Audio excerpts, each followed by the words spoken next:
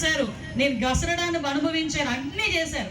కానీ అల్టిమేట్గా ఈరోజు నాకు ఈ రోడ్డుని చేయటానికి ప్రతి ఒక్కరు కూడా సహకరించినందుకు వేదిక మీద ఉన్న నా నాయకులందరికీ కూడా పేరు పేరున ధన్యవాదాలు, నమస్కారాలు తెలియజేసుకుంటున్నా. మీరందరూ సహకరించబట్టి నేను ఇది సాధించగలిగా, లేకపోతే ఇది లేదు. ఈరోజు మీకు చాలా విషయాలు తెలియజెప్పాలి. నాకు ఒక కాన్సెప్ట్ ఉంటుంది, అభివృద్ధి అన్న దానికి ఎలక్షన్స్లో మాత్రమే పార్టీలు. మనం పార్టీలు ఎలక్షన్ టైంలో దెబ్బ చూసేసుకోవచ్చు, నువ్వెంత నేనెంత తేల్చేసుకోవచ్చు, నువ్వెంత మెజార్టీతో నేనెంత మెజార్టీతో చేసేసుకోవచ్చు.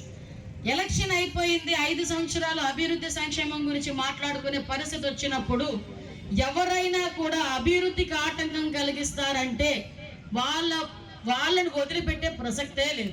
అది మాత్రం చాలా క్లారిటీగా ఉన్నాను నేను.